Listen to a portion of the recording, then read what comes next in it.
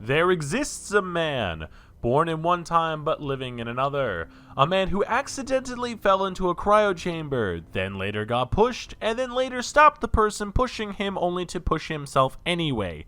That man is Philip J. Fry, an interesting specimen with a host of other interesting characters to help him complete tasks. So, it begs the question, can you beat Fallout 4 as Philip J. Fry? The rules are simple. Fry can only use laser pistols and must have Bender and Leela with him at all times. So with that out of the way, let's see how this lost episode of Futurama would have gone. Get ready for fun, Fry. Nowadays, we have a type of game played entirely on video. We call it a video game. Video game, you say? Well, golly gee. You mighty spacemen of the future will have to show me how it works. Go ahead, get into these net suits. I designed and tested them myself. They smell like burning rhesus monkey. Really? I guess when you're around it all day, you stop noticing. Like always, we start with creating the normal delivery boy turned human popsicle, and then we set the stats. Strength and perception got dropped to a 1, as being a delivery boy doesn't require you to be a bodybuilder, and Fry can be pretty oblivious sometimes. Endurance was set to 5. Originally I had it at 10, but I think that may have been overkill. Charisma got bumped up to a 5 because Fry has a way with the ladies. Intelligence was a 1 for obvious reasons. And agility became a 5, and luck got set to 10, because for how many heart attacks this man has had, he's clearly got to deal with the devil. Now, finally being able to explore the game's surroundings, Fry just kept heading in the direction of gunshots because tutorials are for wusses and real men are forged by clicking all the buttons in the middle of a fight. Arriving at the Cambridge Police Department, Fry quickly learned that fighting without a weapon is useless, but luckily a huge hulking man was there to help. Just so we'll know, who's the enemy? A valid question. We know nothing about their language, their history, or what they look like. But we can assume this. They stand for everything we don't stand for. Also, they told me you guys look like dorks. This was nice and all, but who the hell wants to play with Zap? I mean, just listen to the way this guy says champagne. Champagne? Exactly. A god amongst mere mortals that clearly is the top of the leaderboards. No room for casuals here. However, now in this new unknown environment, Fry decided he'd have a lot more fun if he was playing with his best friend. But, Bender seemed to be adjusting just fine. Alright, I'm low on bullets. Everybody scooch together. But with the bad guys taken out, Fry got a weapon finally. Now he could start showing off how good he actually was. Well, I didn't have anything else planned for today. Let's go get drunk! So the first order of business was getting the layout of the land, and what better way to get the word on the street than to stop by the biggest hub city, Diamond City.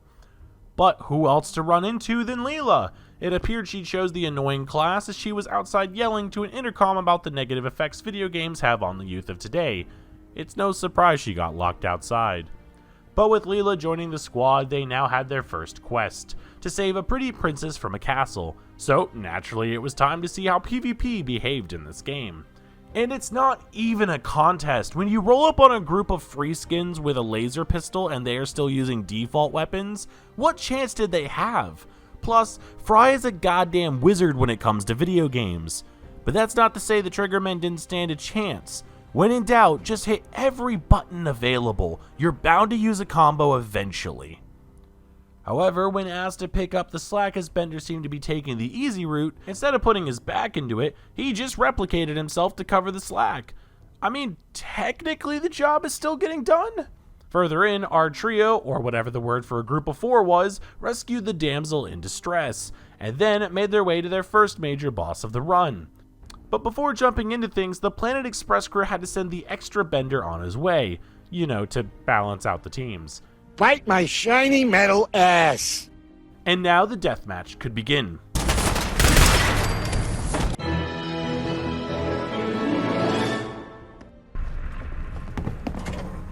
Oh God, it's really you. Get a room, you two! We're in a room! Well then lose some weight!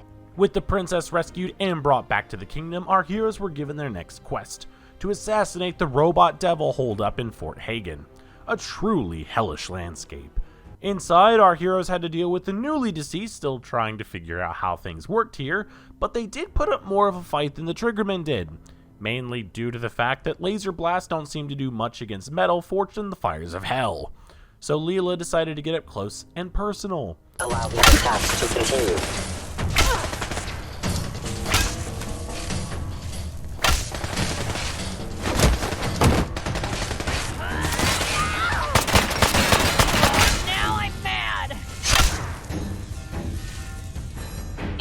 Only to realize that her combat skills do not carry over into the game. Continuing on, our brave heroes met with the famed Robot Devil. These guys. That's right, Robot Devil, and we've come to reclaim a soul. Guess the number I'm thinking of. It's between 1 and 3. 4. Between 1 and 3, not including 1 or 3. M. Is he right? Yes, the number I was thinking of was the letter M. What are you waiting for? A kiss goodbye? And Fry found out really quick that Leela wasn't going to be able to help like he was used to.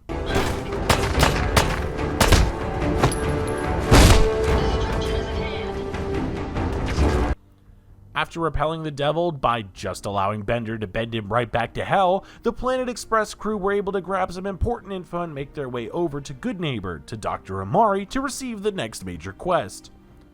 Continuing on with their trek into the wonders of VR, our trio made their way through Ohio and met with Lur. People of Earth, I am Lur of the planet Omicron Persei 8. We want the one you call McNeil. Give us McNeil, or we will lay waste to your cities with our anti-monument laser. Apparently, while watching a TV show of his, the signal cut out, and because this version of Earth had fallen into a nuclear apocalypse, he came searching for the ending of the show himself. But now meeting with Fry and the gang, he saw an opportunity. If they could go and find the ending to his show, he wouldn't destroy what was left of the planet. Fry, not wanting to get a game over and having dealt with this in the real world, figured that at least he was still playing the game and went to go find the show's details. Making their way to Green Tech Genetics, the gang fought through the gunners, but besides having slightly scarier guns, all Fry had to do was use his elite gamer skills to make a short work of the bad guys. All this to guard the secrets of a cancelled TV show? Arriving at the last known director of the show, Fry knew what he had to do. Except considering that this guy looked like he hung out in a filthy chat room, Fry let Leela and Bender sort this one out.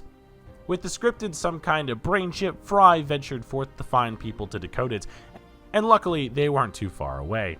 With the script in hand, our heroes made it back to Lur and handed it to him. We are reasonably satisfied with the events we have seen. Overall, I would rate it a C+. Okay? Not great. As a result, we will not destroy your planet. But neither will we provide you with our recipe for immortality. The planet was saved, at least in this scenario, and the next major quest could begin. So now with the end of the game drawing near, Fry had to side with a faction to finish. So he went to see how old Zap Brannigan was doing, and yeah, let's just say he was not happy to see him. Here.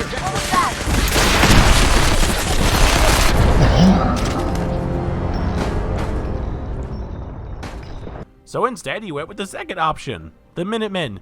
These guys were super big on history, which Fry could not care less about, but they did have a guy with a fancy hat. So when asked to go clear the town for these guys, the military showed up and pretty much erased anything living from its existence.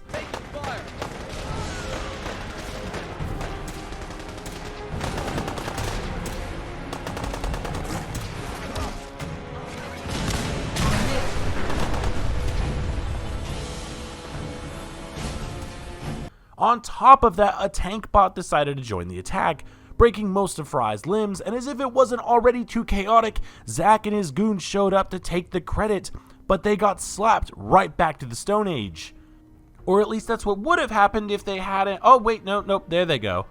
As I was saying, back to the Stone Age.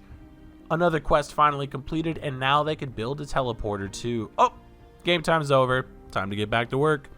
Good news, everyone. I'm sending you on an extremely controversial mission. Controversial? Oh my, no. So, back on the daily grind, the crew got tasked with a mission. They would need to go deal with some no-gooders kicking up a storm. Normally this part is always a mess as one of the raiders goes nuts with a fat man, but apparently Fry was suffering from some VR bleed effect, so he was able to keep his skills. Look, if it could happen to Desmond in the Assassin's Creed series, it can happen here. Plus, for some reason, the raiders here were just into beating the shit out of Fry instead of actually using their guns, which I'm not complaining about.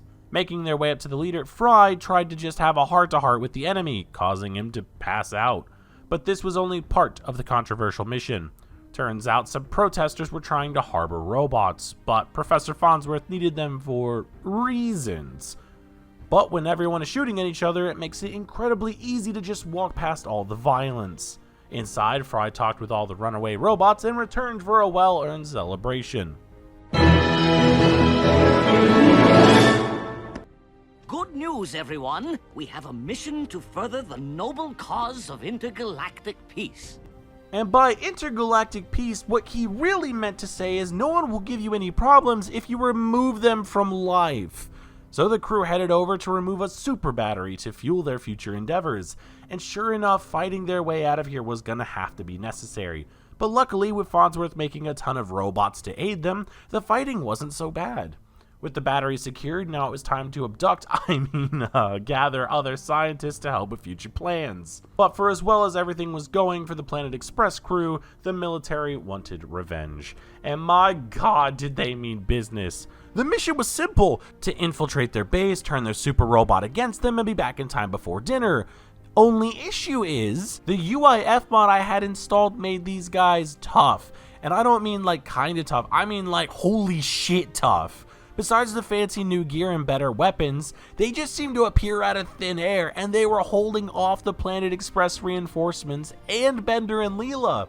This fight, which should have taken only about 20 minutes, boiled over into nearly an hour of running for his life and just gunning down whatever got in the way. But thankfully, Daddy Howard threw Fry a bone, and Liberty Prime was fully operational at only 75%. Turning on its giant communist-hating laser and destroying the opposition, once and for all. All that was left to do was run back to Professor Farnsworth and tuck him into bed. Another day at Planet Express finished. This run took way longer than I expected. Not because of the difficulty of the run, besides the end was just absolutely nuts. But it was mainly because of how many reshoots I had to do and just making sure that the run made sense. But I'm happy with the way it turned out. If you liked what you saw, please consider subscribing as it helps the channel out a ton. Plus, if you have a suggestion for a challenge run you'd like to see, let me know in the comments below. I play all sorts of games, so no challenges off the table. I want to thank all of you that watched to this point, and as always, I've been Chris from Crisis Gaming, and I will see you on the next one.